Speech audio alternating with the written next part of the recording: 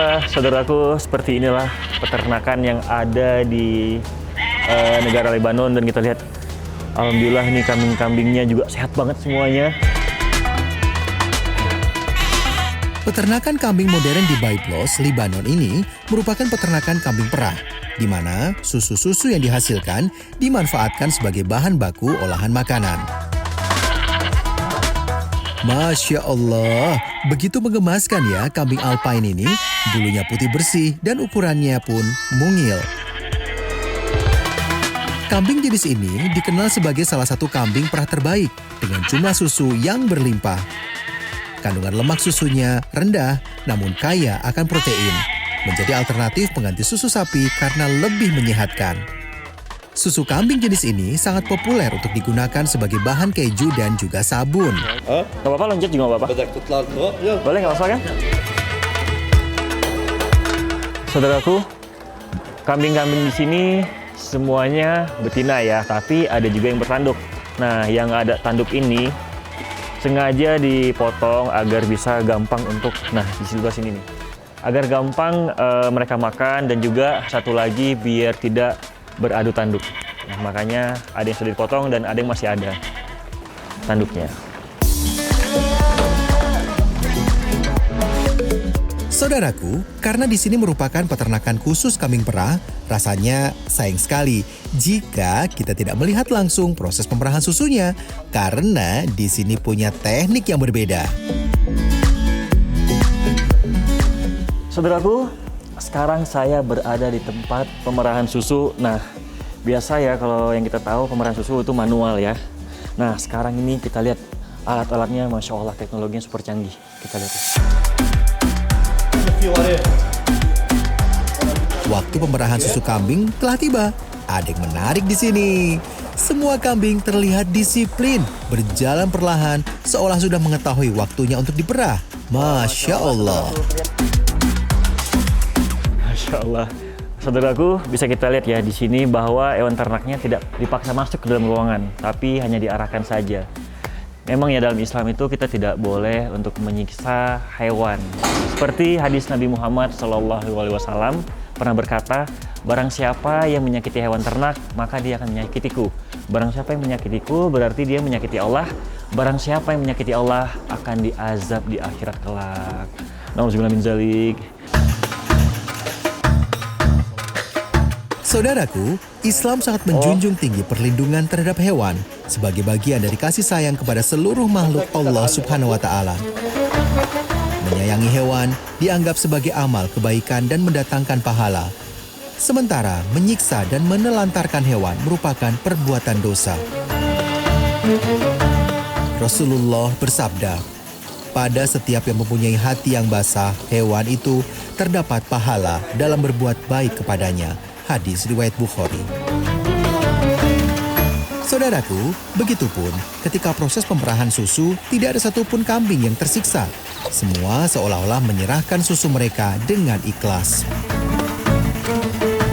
Saudaraku, peternakan ini sehari saja bisa mendapatkan 1 ton susu kambing. Masya Allah, tabarakallah. Lumayan besar ya per hari segitu. Bayangkan sebulan dan setahun. Masya Allah, tabarakallah. Jumlah susu yang dihasilkan juga merupakan bukti keberkahan yang didapat karena perawatan dan pemeliharaan kambing di sini penuh dengan kasih sayang. Saudaraku, Rasulullah Shallallahu Alaihi Wasallam sangat menyukai susu kambing. Bahkan beliau memerah sendiri susu dari hewan ternaknya.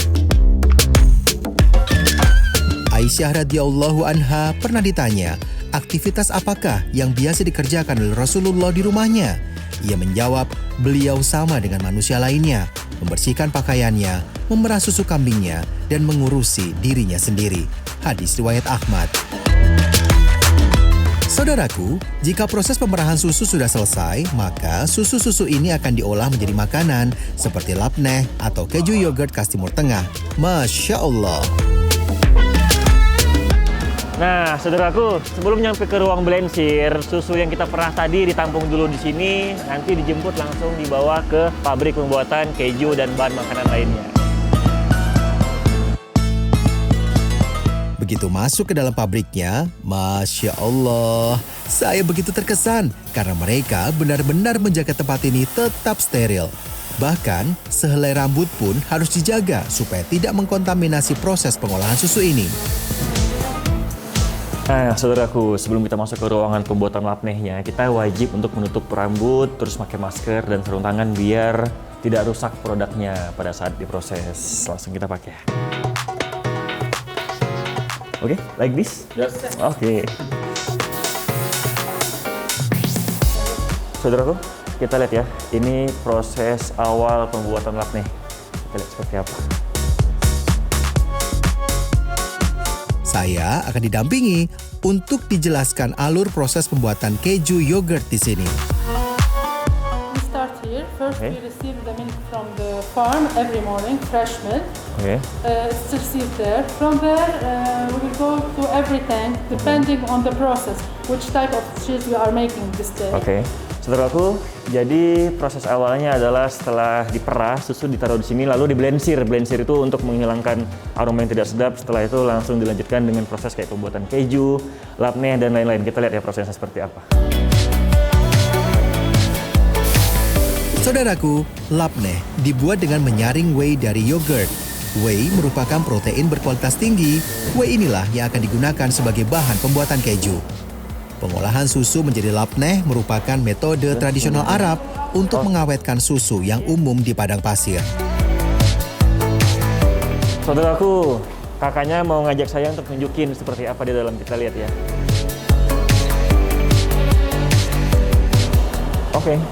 Here we are cooking with the milk. Wah. We are making French cheese today. Okay. This is the tank of French cheese. We control the temperature, the texture of the milk, everything. Oke. Once it's done cooking, then the next steps come in. Oke, this process blensir, right? Yes. Oke.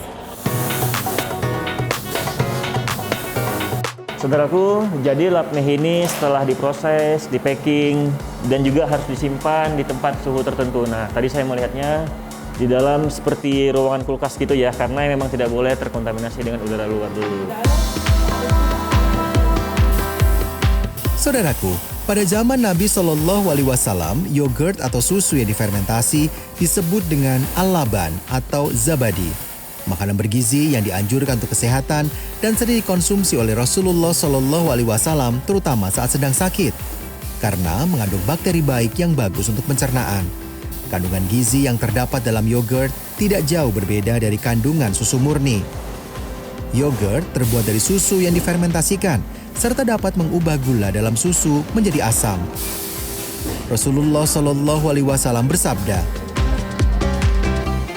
"Aku tidak tahu sesuatu yang mencukupi dari makanan dan minuman selain susu." Hadis riwayat At-Tirmizi.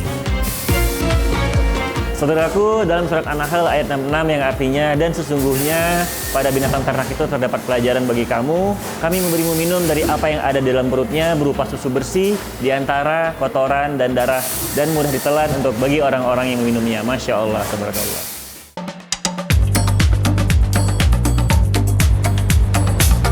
Saudaraku, secara geografis, Lebanon termasuk dalam wilayah Syam atau negeri yang diberkahi. Syam memiliki keutamaan serta menjadi tempat berkumpulnya umat Islam pada akhir zaman.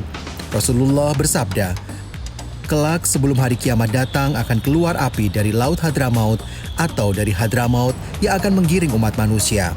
Para sahabat bertanya, "Apa yang Anda perintahkan kepada kami, wahai Rasulullah?" Maka beliau menjawab, "Wajib atas kalian untuk tinggal di negeri Syam." Hadis riwayat Ahmad.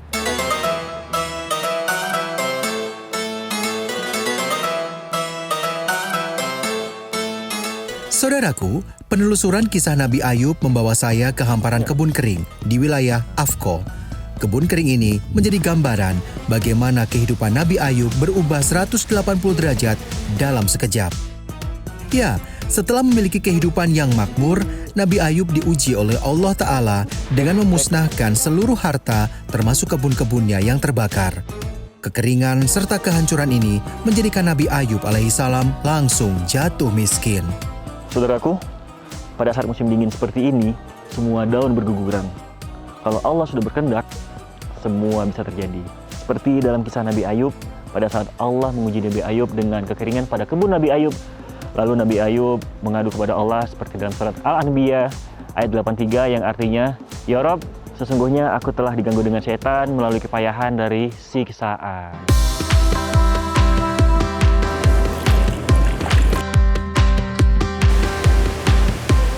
Saudaraku, air adalah sumber kehidupan dan ciptaan Allah yang paling menakjubkan.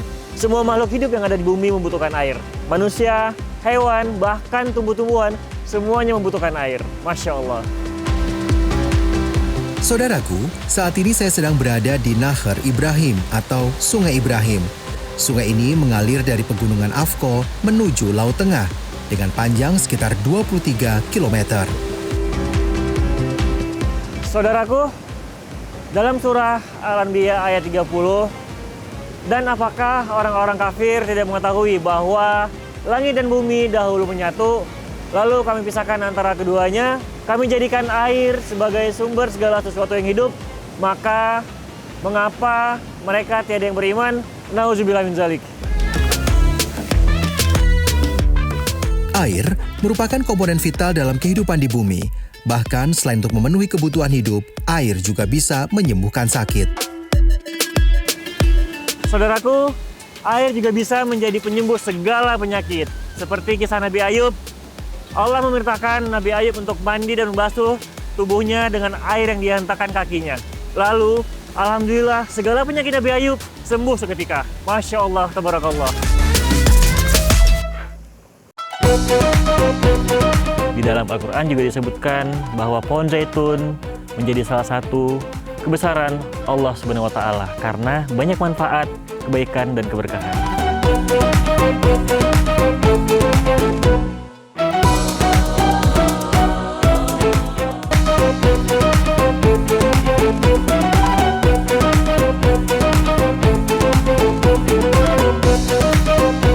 Saudaraku, Lebanon memiliki warisan zaitun yang kaya sejak zaman Fenisia.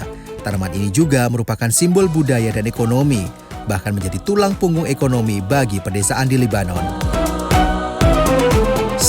Mayoritas jenis dari zaitun yang unggul di sini karena menghasilkan minyak berkualitas tinggi. Bahkan, diyakini ada pohon zaitun jenis ini di beberapa tempat yang usianya mencapai ribuan tahun.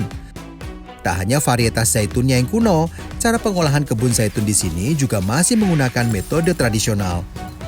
Seperti menggunakan tenaga keledai dan alat bajak yang terbuat dari kayu. Namun, Masya Allah, tanah di perkebunan zaitun ini sangat subur. Hanya dengan menggunakan alat bajak tradisional seperti ini saja, tanah yang dibajak langsung gembur dan siap untuk ditanami bibit zaitun. Saudaraku, zaitun merupakan tanaman yang diberkahi oleh Allah Ta'ala, bahkan disebutkan hingga 7 kali dalam Al-Quran. Salah satunya dalam surat An-Nur ayat 35. Allah Subhanahu wa Ta'ala berfirman, Allah pemberi cahaya kepada langit dan bumi. Perumpamaan cahayanya seperti sebuah lubang yang tidak tembus, yang di dalamnya ada pelita besar. Pelita itu di dalam tabung kaca, dan tabung kaca itu bagaikan bintang yang berkilauan, yang dinyalakan dengan minyak dari pohon yang diberkahi, yaitu pohon zaitun yang tumbuh tidak di timur dan tidak pula di barat, yang minyaknya saja hampir-hampir menerangi, walaupun tidak disentuh api. Cahaya di atas cahaya berlapis-lapis. Allah memberi petunjuk kepada cahayanya bagi orang yang Dia kehendaki, dan Allah membuat perumpamaan-perumpamaan bagi manusia, dan Allah Maha mengetahui segala sesuatu. Quran Surat An-Nur ayat 35.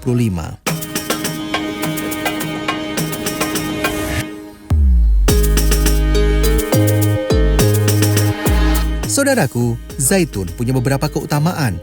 Buahnya penuh nutrisi.